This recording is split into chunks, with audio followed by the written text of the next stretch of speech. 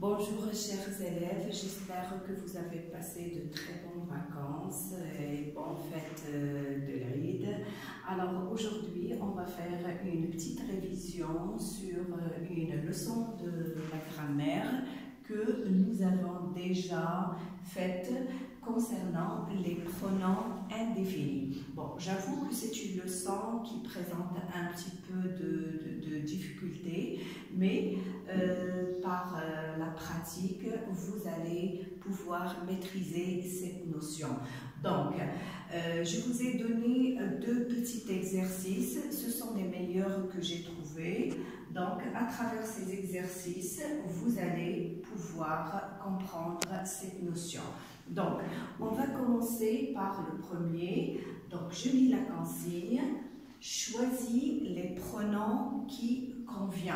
Alors, quand je dis les pronoms, bien sûr, il s'agit du pronom indéfini. Donc, avant de commencer, je vous rappelle que le pronom indéfini, c'est un pronom qui remplace une personne, une chose ou une action qui n'est pas bien précisée. D'accord? Donc, le premier exercice, donc choisis le pronom qui convient. Donc, il y a une longue file d'attente, mais personne ou bien tous ne se plaint. La deuxième phrase, voici le mur sur lequel quelqu'un ou chacun peut afficher ses dessins. Troisième phrase, la porte reste tout le temps ouverte, mais aucun ou n'importe qui peut entrer.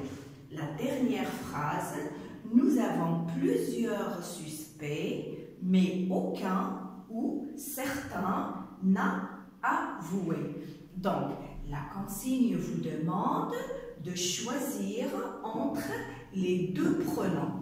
Alors, bien sûr, il y a des mots qui vont vous aider. Donc, je regarde peut-être le verbe qui suit ou bien qui vient après. Il va m'aider de choisir le pronom. Donc, je vous conseille d'arrêter cette vidéo pour travailler cet exercice à tête reposée. Après, vous reprendrez la correction. Alors, maintenant, on va corriger.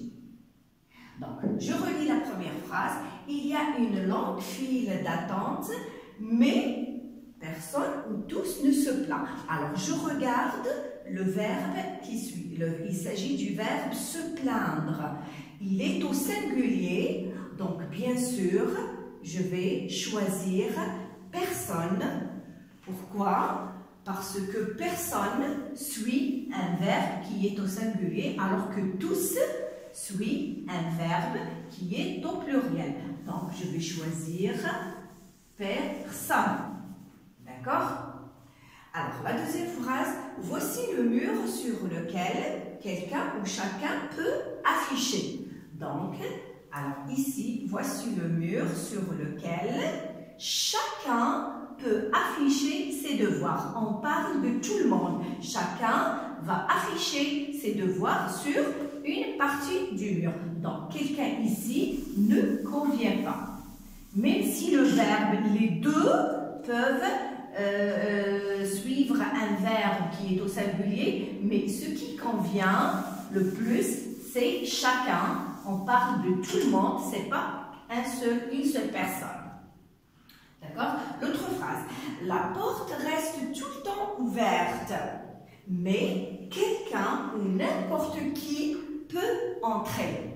Alors, je peux dire dans ce cas-là, n'importe qui peut entrer. On ne sait pas qui. Donc, ici, c'est n'importe qui convient. C'est pas aucun, même si les deux peuvent suivre un verbe qui est au singulier. La dernière phrase, nous avons plusieurs suspects, mais aucun ou certains n'a avoué. Alors ici, dans ce cas-là, c'est très facile. Alors, aucun suit un verbe qui est au singulier, alors que certains suivent un verbe qui est au pluriel. Alors, dans ce cas, je vais choisir aucun. Aucun n'a avoué. Donc, il s'agit du verbe est voué au passé composé, au singulier. Alors, j'espère que vous avez appris un petit peu sur cette notion de pronom. Donc, maintenant, on va passer à un autre exercice dont l'objectif est de trouver le contraire ou l'antonyme des mots soulignés, c'est-à-dire des pronoms qui sont soulignés. Par exemple, ici tous, ici plusieurs, ici quelqu'un, rien et tous. Alors, je lis la consigne. Trouve le contraire des mots soulignés. Alors, les mots qui sont soulignés sont des pronoms indéfinis. Alors, on vous demande de trouver le contraire. Alors, quand je dis tout est prêt pour ce vol, alors tout ici, ça veut dire tout le monde. Alors, le contraire de tout ici, c'est-à-dire personne. Alors, je vais dire personne. Personne n'est prêt. Personne n'est prêt pour ce vol. Alors, l'antonyme de tout, c'est personne ne. Personne n'est prêt pour ce vol. Les autres mots ne changent pas.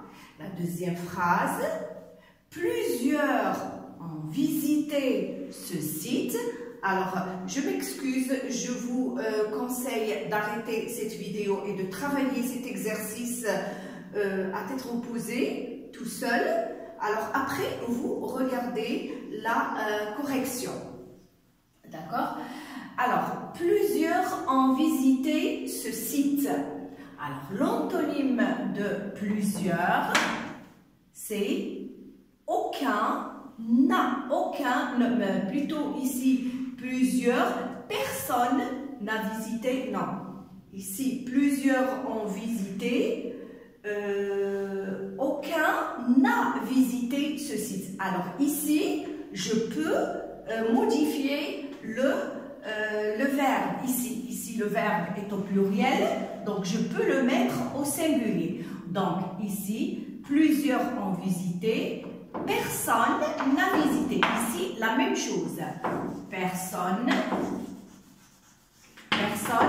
n'a visité. Alors, attention ici. Visiter.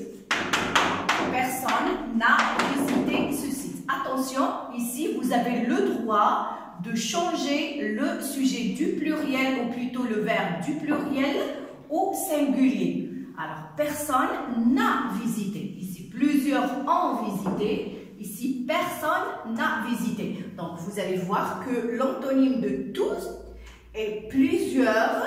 Donc, c'est toujours personne ne. La troisième phrase, j'attends quelqu'un ce soir. Alors, l'antonyme de quelqu'un, donc, c'est la même chose. Personne. Donc, j'attends quelqu'un. Je n'attends personne. Alors, ici, ne personne. Attention, ici, on a personne ne. Personne ne. Et on a aussi ne personne. Donc, je n'attends personne. Je n'attends personne. Je n'attends personne ce soir. L'autre phrase, rien ne peut me surprendre. Alors ici, rien ne remplace pas une personne, il remplace une chose. Donc, rien ne peut, ou bien quelque chose peut nous surprendre, ou bien tout peut nous surprendre. Donc, l'antonyme de rien, ici, c'est tout. Tout, rien ne, donc tout peut nous surprendre. Tout peut nous surprendre. Alors, ici, rien et tout, donc remplace une chose. C'est pas comme ici. Tout est prêt. Alors, ici, tout remplace une personne. C'est pourquoi on a utilisé personne. Ici l'antonyme. Alors, la dernière phrase, tout espère la réussite. Alors, tous espèrent la réussite. Alors, bien sûr, ici, tous remplace une personne. Donc, aucun, donc je peux utiliser ici aucun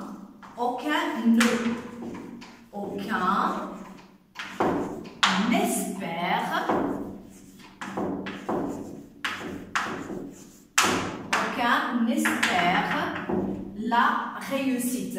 Alors ici tous remplace une personne, l'antonyme de tous c'est aucun, mais je peux aussi utiliser nul. Alors ici je peux utiliser le mot nul n'espère.